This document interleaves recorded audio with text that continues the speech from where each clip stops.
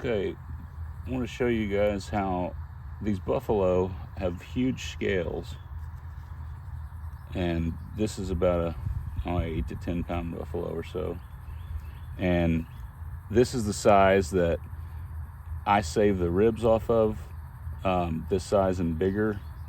If not, and I'll show you how to do both, but I fillet the rib meat, which the ribs are big, they go all the way back to about right back here. I fillet that off as a boneless piece if I'm not going to save the bone-in ribs. But before I do any of that, I want to show you this first. Look how easy these buffalo are to scale. You just kind of start at the back,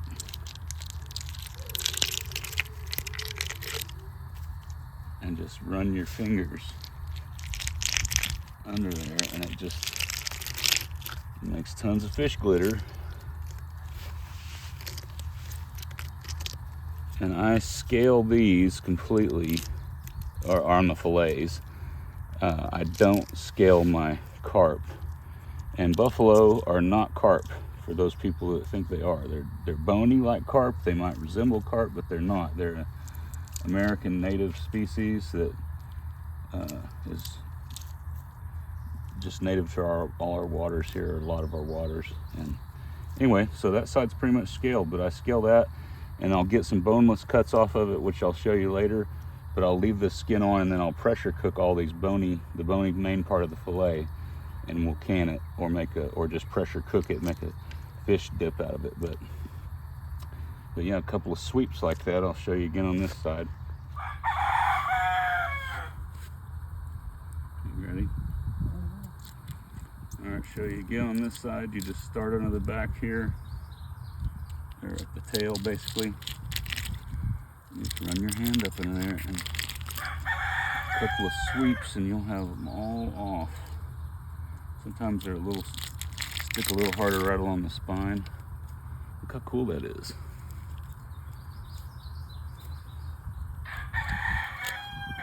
But just get all those off, and that makes it easier to fillet and process from that point forward. Okay, so I've got a couple of carp here. These are small carp. This is about as small as I would shoot, but I actually shot these because I wanted to make this video, since it was requested, on how I process my carp. And so for the carp, I'm going to cut a fillet off. I'm going to show you how I get the boneless spots and the boneless pieces, and then what I do with the bony pieces I just save for canning or whatever. But first thing you do is you come under these scales, and you cut up towards the head. Don't cut yourself. There's bone in here stopping me from coming past that. Just make sure you don't skip over the top. But you cut right through there, down right there. Then you come along the spine. And again, I don't cut through scales, I cut underneath the scales. This is how I pretty much fillet all fish that I do. Run the knife so my blade is pointing out this way, and I run it right along the spine. That's a thin cut there, just to get through those scales. Then I come back, and now this is important, because if you don't get this close to the spine, the closer you are to the spine, that's where your boneless meat from this cut is coming from.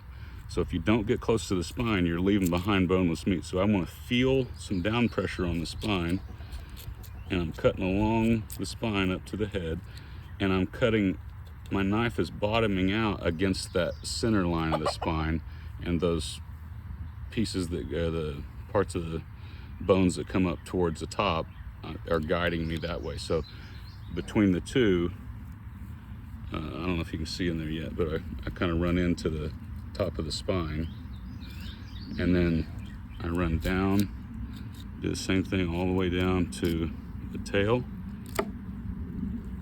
cut through back there, and then if I lift up, you'll see the spine here. I want to hit that, and then angle my knife down so that I'm not missing any, and I run along the barely the other side of that spine to get an opening. Coming back up this way, I'm going to run into the ribs some, but I open it up where I can, and once I get up here, I turn my knife so I can free that piece, And if you can you see that on there? Yeah. I'm on top of the ribs here. And on top of between the ribs and the meat, this is one of the only really boneless sections here that I'll show you in a minute, but I've got to stay close to those ribs or I'm going to miss a lot. I'm already missing a little bit right there. So I'm cutting down towards the ribs without cutting through them, hopefully. I'm going to come to the back of the ribs and cut down towards that belly, and then I'm going to angle my knife down and cut this bottom part. And again, I'm cutting to the scales from the underside. By the way, I brain, it's hard to do on carp, so I don't always brain them first, but generally I brain, bleed by cutting the gills, and gut all the fish that I shoot while I'm still in the water. Then they go straight on ice as soon as I get out of the water. So I've got this back part freed up, and you can see like I'm down to the backbone there, and then we're bones here. There's not much meat left on that. And then as I cut across the ribs here, I'm on the ribs. I'm getting as much as I can loose there, till I get down to that belly section.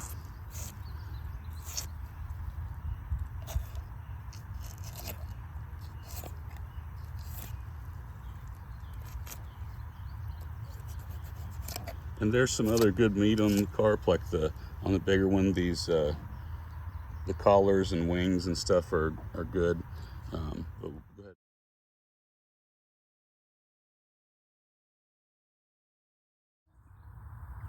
Ready? Okay, for this next part, I switched over to more flexible fillet knife. I'm going to just get that kind of membraney part off there. Throw that to the chickens. And then this piece, you can see it really right here. From here to where the ribs would have ended, the ribs are back on the carcass, but where the ribs would have ended all the way up to this red line right here in the middle, that's a boneless piece. So I'm going to pre-cut that, trying not to cut through the skin, and you'll see why in a minute. I'm going to cut all the way up to that. So I've just excised or lined that spot right there. Then I turn this over, and from the back, for whatever reason, if you go from the front, it hangs on the bones. And this is you get a lot better, way better yield from a big carp. You get a big, 7, 8, 10 pound carp or more. You get a way better yield, but you start from the back and you'll feel it. You come in here, you come in the meat. If you feel like, if I was angled down, I would hit bone, but I'm not. So if you feel bone, you're too deep. But you just kind of shimmy across there, and there's a thin boneless piece. That's all boneless, and that may look yellow, and it is a little bit yellow compared to like some of the fish we eat, and people always want white, but that is some of the tastiest, best, most unfishy fish that there is. That's really good meat. So that's one piece of boneless that we'll put in there. And then once I do that, remember I already lined here. I get my edge here, and I just like I would normally do any other fish. And now you'll hear it go through some bones. I'm going to come along here, and I'm going to try to be as close to the skin as I can, so that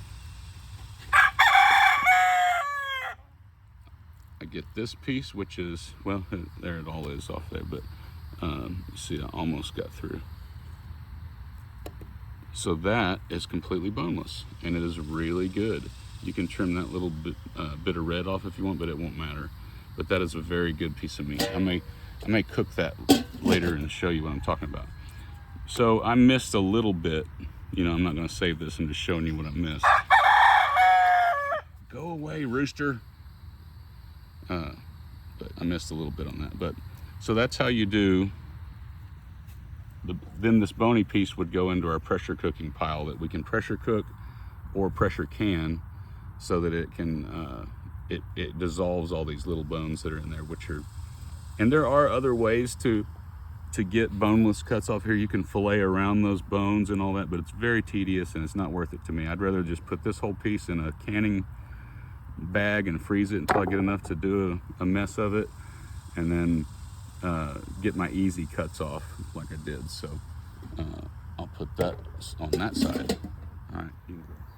Okay, first thing we do with these buffalo, as I mentioned, their scales come off super easy. I've got most of them off, but it's a lot easier to process once the scales are done. I've already made this cut, but I'll re-show you. It just comes from basically the under the pec fin here all the way up to the head. And if you guys have never messed with a buffalo before, they're not carp. People call them carp, they treat them like carp. They're totally not carp. Like, they're very long-lived, maybe perhaps the longest lived freshwater fish. A lot of them, when you get really big ones, say 20 pounds plus, they're sometimes 80 to 100 years old. So I don't shoot many of the really big ones, but you want this size or bigger, which this is a 8 to 10 pound. This size or bigger if you're gonna take the bone-in rib meat, which I'm not actually probably gonna do this time, but I might show you. I'm gonna show you how to get the boneless rib meat off of it without doing the ribs, which is exactly how I do the carp also, except I scale these. So we scaled it, we come along here, we make our cut in. It can be a shallow first cut, again, because we don't want to get down through the backbone. We want to ride the backbone until we get to the center spine.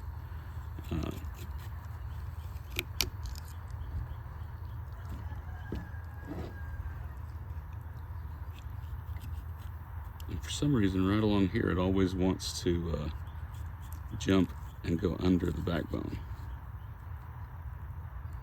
which I'm trying not to do.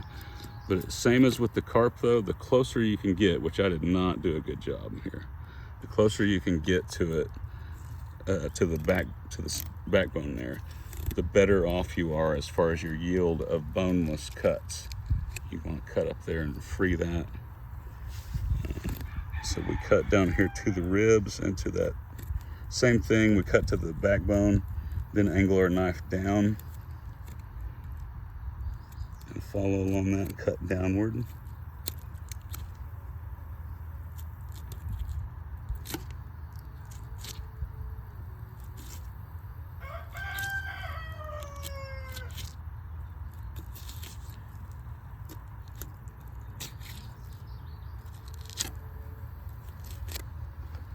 We've got plenty of help from the flies and the roosters out here.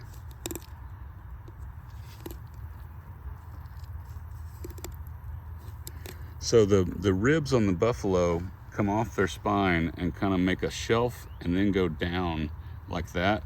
And then there will be a good layer of meat between the ribs and the skin. And if it's a big enough buffalo, you can get, you can cut it off with the rib bones in. And I like to cut it in sections of 2 ribs per piece, and then fry those up, or however you want to cook them. Fried is really good. But you got to kind of get over that ledge, so to speak, of those. And then again, we want to cut as close to these ribs as we can as we lift, and you can see how far down the ribs come.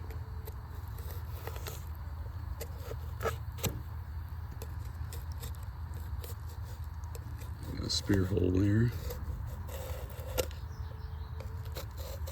So since we're going for boneless here, we go just to that belly line, leave the fin behind.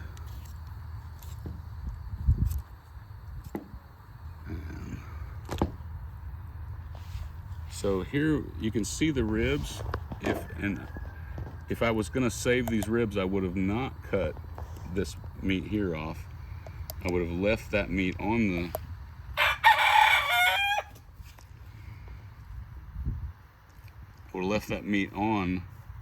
the ribs, and I would have cut them with some tin snips or something like that right along here. Some people use like a cleaver, but that gets messy and you end up tearing it all up.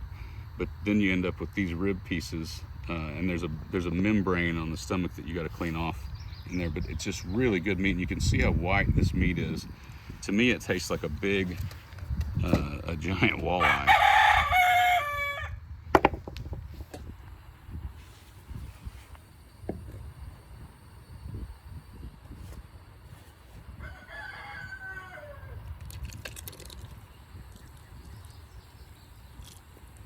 Okay, you got it. Okay, so here we have our buffalo fillet, just like we're doing on the carp. I'll trim up a little bit of that yellow stuff, and then this little bit of membrane is kind of chewy, so can you bring that off? So this meat would all be on the ribs if we had left it on there, but you can see where the rib line is. It comes from way back here all the way up here, and we're going to just cut along that. And if you miss it, you'll feel bones through there. And I don't feel any bones, I just feel meat, right? So that part is freed for when we get it off the skin. And again, just like the carp, we're going to start at the back. We're going to cut in if we're feeling, sorry, I'm running out of room. If we're feeling bones, we're too deep.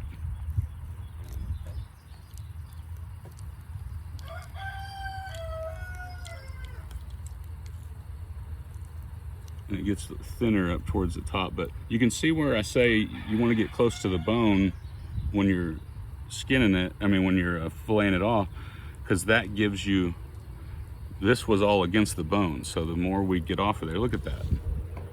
So that's just one piece, that's, one good portion or a couple of small portions of white, boneless, awesome meat. It's really good. Then, so that was our boneless fillet off the top of that. We're gonna go just like we would anything else. And actually, I don't know what I'm doing here. I forgot I'm pressure cooking this. So this we're gonna actually separate off. Just cut down through to your cutting board.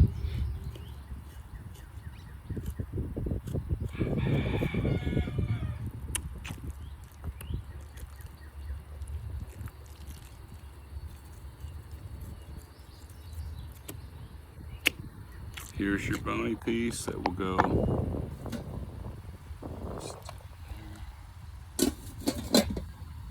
And then we will fillet this piece off of the, cut yourself a little notch off of the remaining skin.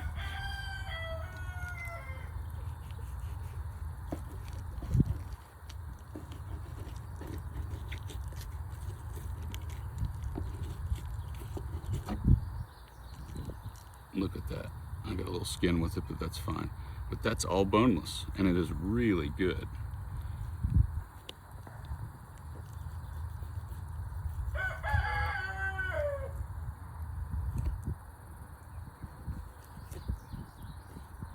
So that's how you get the boneless cuts off of a buffalo or a carp. That's how I do it, the easy boneless cuts. Again, there are more intricate ones you can get, but that's several good pieces of fish that you can fry, cook in some butter and garlic, however you want to do it. It's all really good. So, all right, that's how I do buffalo and carp boneless.